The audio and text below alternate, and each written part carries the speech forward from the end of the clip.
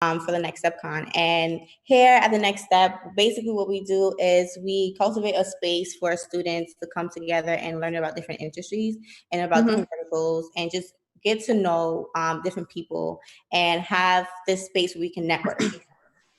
To get started, I'm just going to tell you a little bit about myself. Okay. So I am Nailah Richards. I am a senior attending Brooklyn College. I'm currently interning at Snapchat as an advertising solutions intern on the U.S. Emerging team. I'm really interested in marketing. I also have my own marketing agency, about 2 clients, really small. Oh, okay. Yes, so I'm really excited about our conversation because I've never interviewed with somebody within marketing within the music industry. So This will be a pretty good conversation today, and I'm pretty sure our viewers will enjoy it as well. So I want to start off with who you are. Give us a little spiel about your background, about your line of work, and things of that sort.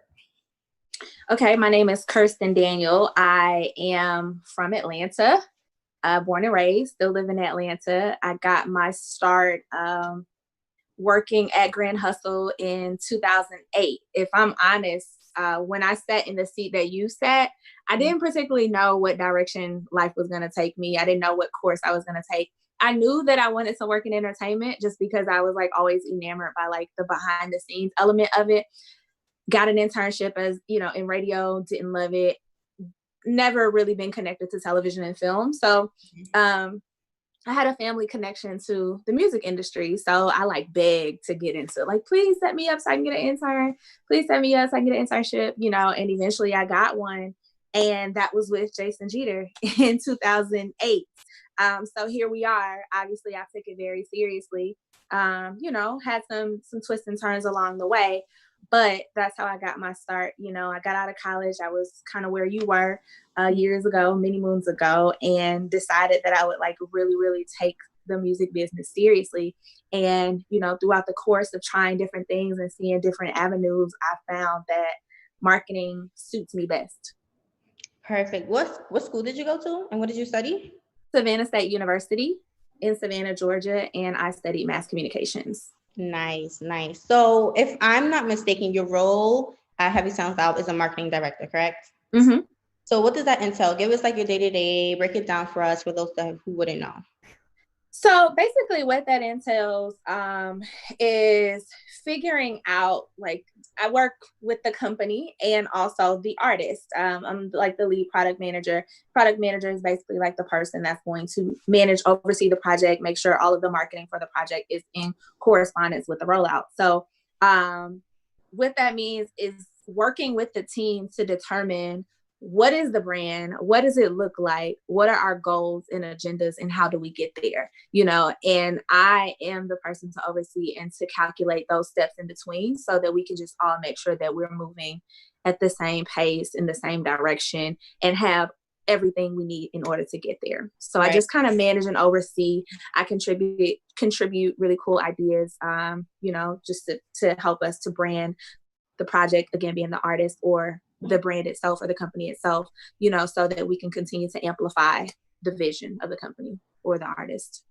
Absolutely. So I've seen your rap sheet, and I know you've been working with a lot of artists, and I would love to know, like, what are some of the favorite projects that you worked on, or some of the favorite clients that you've been introduced to? Like, give me something that would like just like, wow, I did that.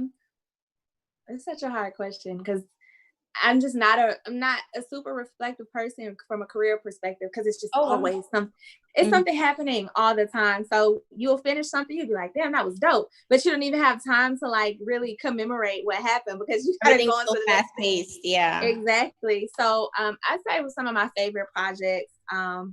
If I think back to the very, very early days, when I first started, social media wasn't like a big thing, marketing was still very grassroots. So I think I really love like an album coming out on Tuesday at the time. I think it was Tuesday. And you'll see the streets flooded with promo for it. So I think I remember T.I. versus T.I.P. That was one of the first projects that I worked on. And just how much how much promo was in the market, how much was in the street, just all of the amplified efforts there were in order to promote that. So that's not necessarily like a favorite project, but that was my first. So it's always going to be like really special. Yeah. My favorite is probably working on the Knit Grant campaign, creating the bars, like the little chocolate bars for that, and just being reverenced by different outlets, saying that it was like really cool, and that being compared by the Breakfast Club to the Big Mac campaign that was done with Craig Mack and Diddy back in the day. And so because I've just always been like a big fan of marketing tools and just like little things that you can hold on to help you commemorate a project, like that was a really cool activation for me as well. Yeah, that's pretty cool. I like that. And speaking about like marketing tools, I understand that within the marketing industry, you have to be super creative, right? There's always something that you have to come up with. You have to come up with new ideas, always networking with other people. So what is something that keeps you going in your creative aspects? Let me search for an appropriate answer. Mm-hmm. I think my team, working with teams, I like working with different teams. I like having different people that I can bounce ideas off of. So getting with them and, kind of like everybody, hearing that everybody is as excited about the projects as I am, I just kind of bounce off that creative energy. So, and then, of course, a little bit of wine always helps too. Oh Lord, no, she said the wine, y'all. She said wine to kind of chill because, in the marketing space, you got to be, I say 50% creative and 50% strategic, because everything's very calculated. So while I would love to just zen off and go into a creative space, I also have to be very calculated in the sense that I have deadlines to meet. I have to think about what the analytics are for different things, what platform is outperforming the other, what's new information that we need to intake, what are the times that we need to be doing certain things. So it's also about calculated strategy as well. And so, sometimes you can zen off, but you gotta be very, very, pragmatic with the structure of everything as well. Yeah. And that makes sense because with marketing, it could go either way. Like you never know what it is. So you always need to be calculated and make sure that everything is good. I wanted to know though, like I'm always interested in like diversity within different industries. And you're the first person that I've ever spoken with that's within the music industry. And I wanted to know like, what does it look like in terms of like an environment that you work in and within the whole within the whole music industry as a whole? You're asking some really good questions that I really have to be political about. These are good. Yes. So let me say this. My first few forays into like actual, traveling to New York and LA and seeing what the businesses look like, the business structure and the makeup of the business, I was actually quite surprised, because I live in Atlanta and Atlanta is historically a Black ass place. Yes. You know what I mean? It's very Black here. Everybody, for the most part, if you're in the music space, you're a Black person. And so having to engage with different labels and seeing that was not the makeup of a lot of the departments that I was talking with actually taught me a lot about how to be political and corporate as well in my approach, and that being an important side, because people just see the music business, it's Cardi B or this person. So, sometimes people can initially feel like the professionalism is unnecessary, whereas that's really not the case at all. Like you have to still maintain your profile and it's still a business at the end of the day. And there are business people that are handling these projects. So you want to make sure that you're able to communicate in a way that's very effective. So I think that was very helpful for me to see because, again, I started off at Grand Hustle and the culture there was very family and friends oriented. But once I, kind of traveled to different places and saw how other places look, then I was able to see like, okay, this is different, and let me conduct myself in a way that says that I'm a professional young woman and want to take this seriously. Well, that's a pretty good answer because I myself thought that, coming from a Black household, I'm Caribbean, so I listen to like a whole bunch of music, but I know that, our music within like the culture is very popular amongst like the whole world. And I just always wondered like, I wonder if like this is like probably the most diverse industry within, the line of work that people do. But from your experience is saying like, it's pretty different, it's not as cultured as we think it is. So that's a really good aspect that you brought up.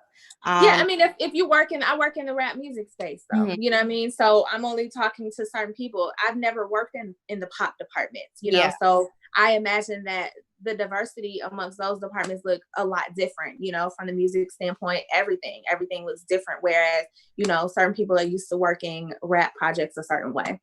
Right.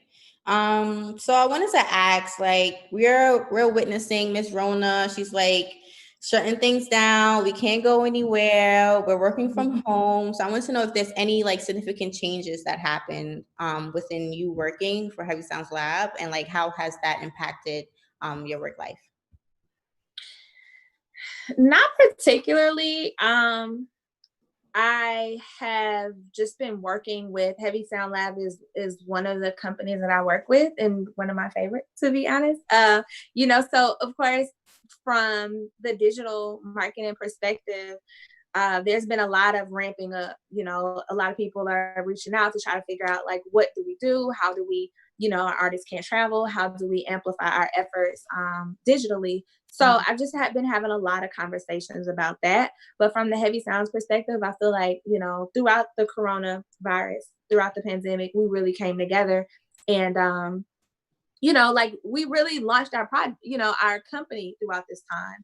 So I think what I would say came out of it was really like the understanding of how we work together, because most of us have worked together in some capacity or another, and a lot of us work collectively on a previous music project. So we all came back together for this project. We're working with newer people, and I think just the relentlessness in like still pushing through and making sure that people understand the mission as we go throughout the pandemic, not letting that be the reason why we are inactive. So, we've been consistently posting, doing our heavy talks. We've been talking to our crew members on a regular basis. We just been trying to constantly engage. So that's been the best part about it, is just like really pushing through and making sure that we aren't submitting to where we are, and just powering through to where our what our goals are. Yeah, I think that's a pretty good answer, because that not only goes with like, work, but also with like school or anything that you're doing. Like work and school does not stop here. There's always something that you can do regardless of the circumstances that you're in. So I totally agree with what you just said. I wanted to know, like, do you have any experience outside of the music industry though that you can talk about within marketing? Yeah, so I work with Strivers Row, one of Jason's clothing brands. I've worked with Hustle Gang, which is a clothing brand. I've worked with Aku, which is a clothing brand. I was one of the people that was there from the very beginning of Hustle Gang. So to see that brand is still carrying legacy is amazing. So yeah, streetwear, that's like my next tier industry that I feel like I'm really good at. I've been going to trade shows for years, before I even knew what one was. And that's another industry that I've worked in, just the men's streetwear, more so men than women. I also have a clothing brand called ATL. Called ATL, and that's largely marketing, just making sure that it's an Atlanta-based brand, and it celebrates natives of Atlanta, or just the love of Atlanta. So I've had to do a lot of marketing on that side as well. So let's just say apparel marketing is another one of my strong suits.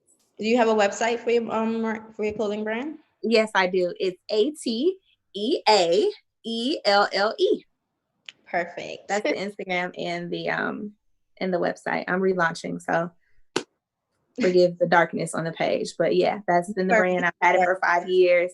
Yeah, and it's something that I've worked alongside of the music space. So I've had help, with music artists, and kind of being able to align these two energies together, and they work together really well. So I enjoy it. I really do. And I got my training from the music space to understand how the apparel works. Perfect. So obviously from your bio, I can tell that you're an incredible multitasker. And I cannot put that aside. Like, I'm like, wow, you do so much things and you're just very successful with everything that you do. So I wanted to know, like, how are you able to juggle a lot of things at once and then still become successful at everything that you accomplish? I'm trying to figure that out myself. I'll be honest. Like it's really just God. This is kind of like helping me navigate. But I think something that's special and unique to me is making sure that whoever I'm working with or whatever project I'm working with, that they feel like they have my attention. You know what I mean? And so whatever I'm doing, I want to be able to connect in a way that does not feel like it's being neglected. So whether, and it's hard in the music space to say, well, these 2 hours I'm gonna do this, and then these 2 hours I'm gonna do that. It's hard because people are calling all day about things that, you know, certain needs that they have for different projects. So I just do my very best to make sure there are notebooks all over everywhere because I'm writing things down all day. I need to come back to it. You know, I try to make time in the evenings to strategize any type of brain dumps that I have. I try to write it out. Excuse me. I try to go through it with whomever I'm working with.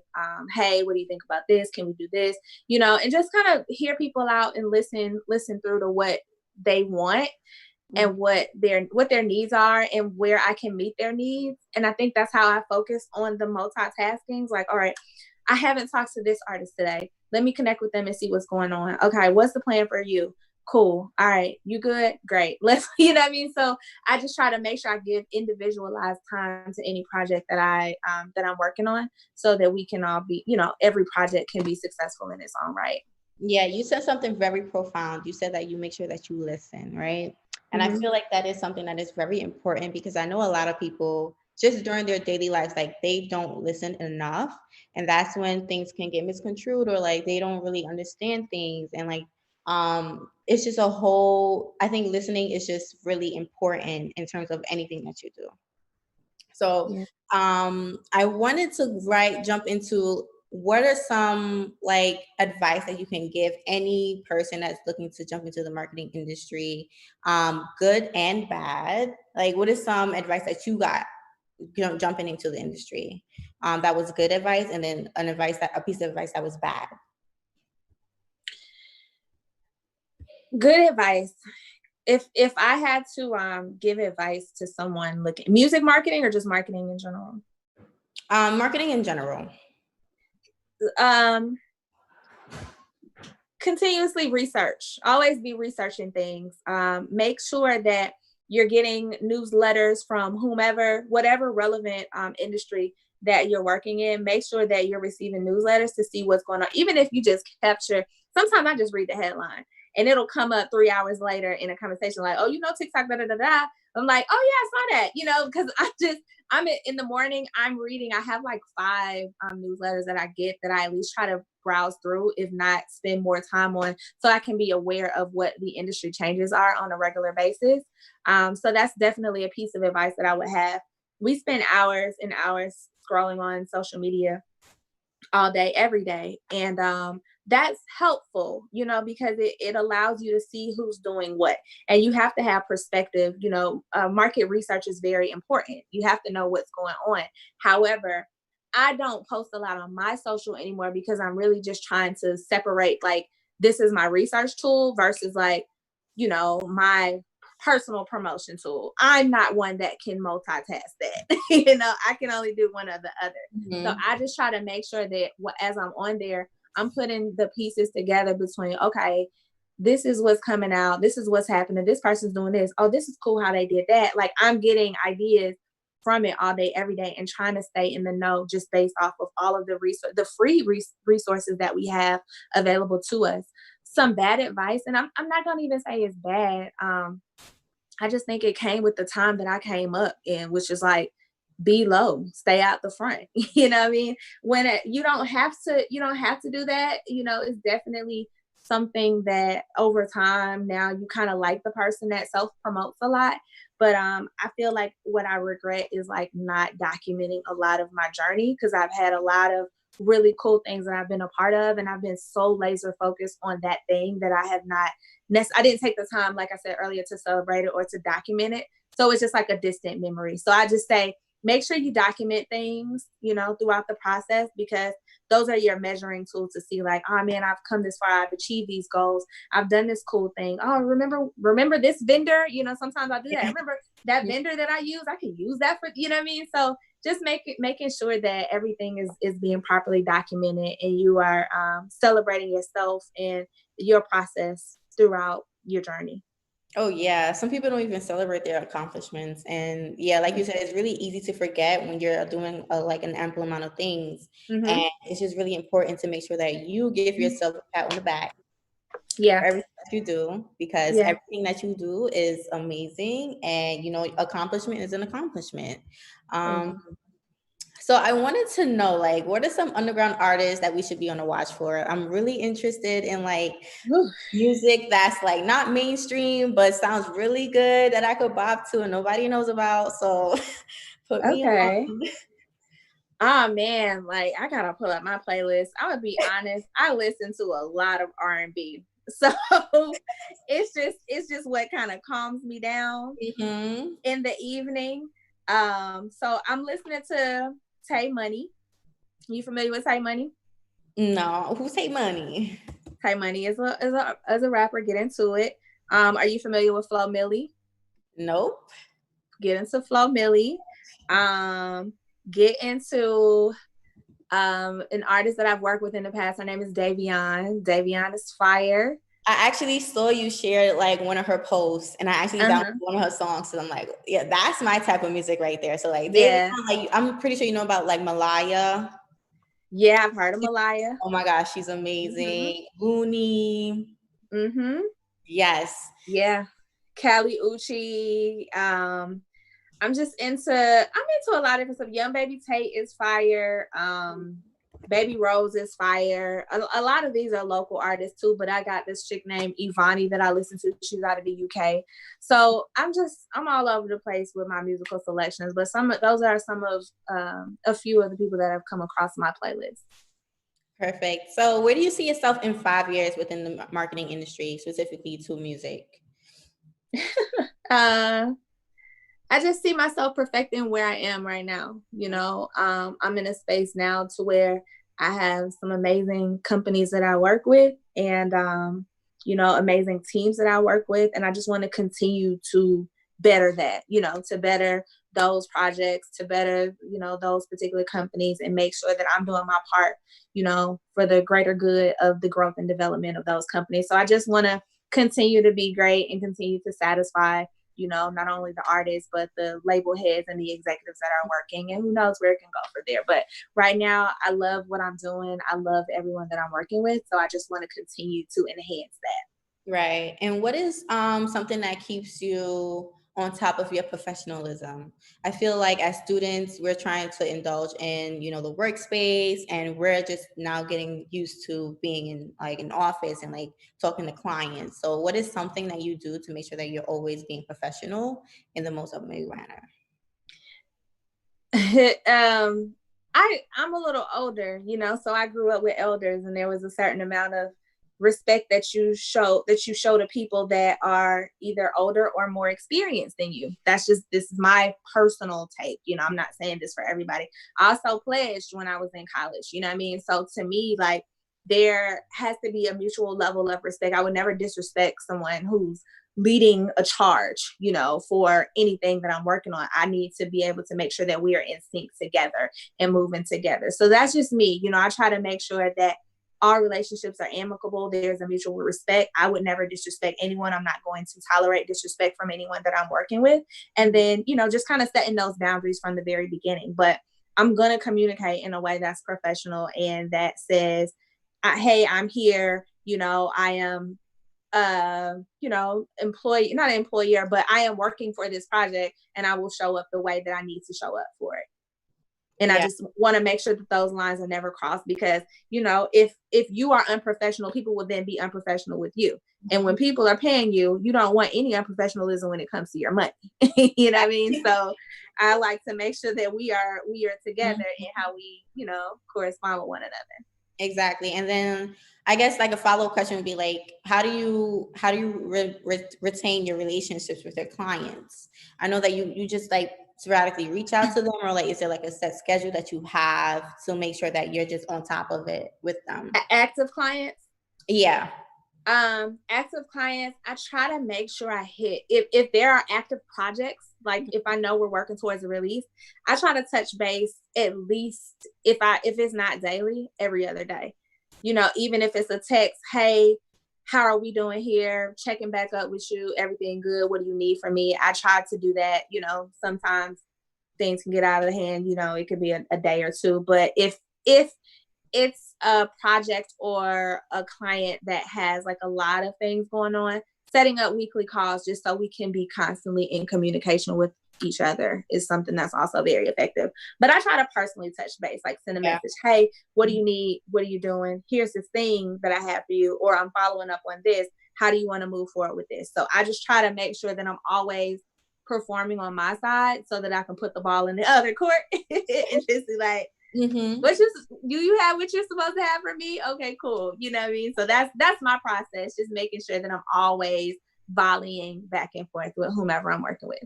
Yeah, it seems like you're very personalized with your clients, and you make sure that you guys have that personal connection. Yeah. Yeah. We didn't really touch into what Heavy Sounds Lab is. So I would love for you to give us like a brief overview of the company and the companies that are under Heavy Sounds Lab. Talk more about it. Okay, so Heavy Sound Lab is a very unique music business structure, which basically has different tiers of how we work with artists. The partnership it's a music technology company. So there's a partnership with a company named Science that's based out of LA. One of the founders of Science is one of the founders of MySpace. And so just kind of partnering the creative side of the music business with the ingenuity behind the technology and coming together with a process that basically helps to magnify what we're doing from an analytical standpoint. You know what I mean? So I think we identify these tiers, what artist goes in these different tiers, and we work with different artists different ways depending on what tier they're in. So they could be in the discovery phase where we just kind of keep in contact.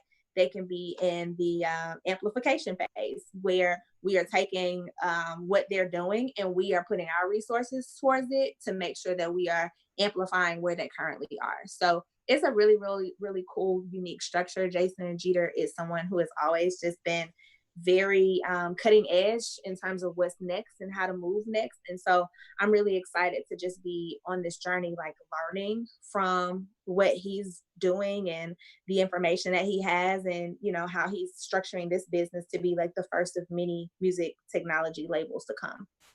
Perfect. That was a great overview.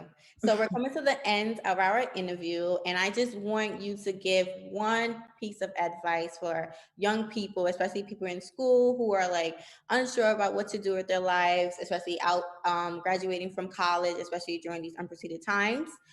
Just give us some encouraging words as to where we're going, or like on our path in our career, just to make sure that we just feel good. I would say if you have the opportunity to have family members that will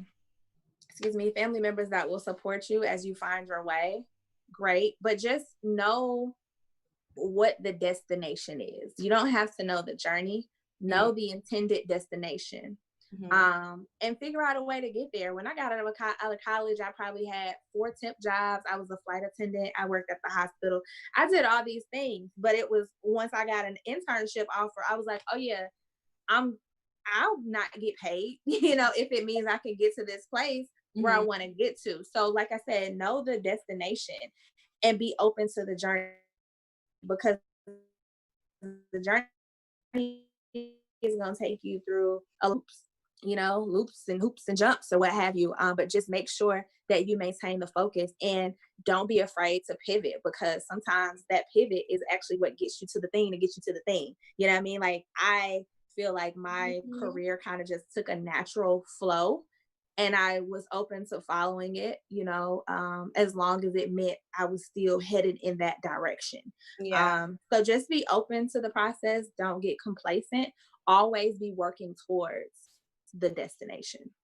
That was amazing. I can actually attest to the whole pivot thing. I actually was an accounting major. My Hmm. through from freshman year to junior year, I after my internship that I did at a small accounting firm in the auditing field, I was like, "Oh no, this is just too uniform. This is not for Yeah. me. I cannot express my creativity."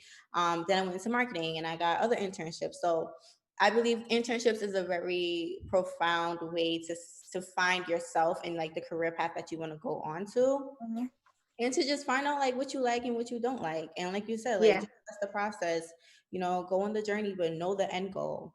Yeah. Yeah. Absolutely. Absolutely. So yes, so thank you so much, Kirsten. This interview was amazing. You answered the questions so thoughtfully and so well. Is there anything you want to like say before we end?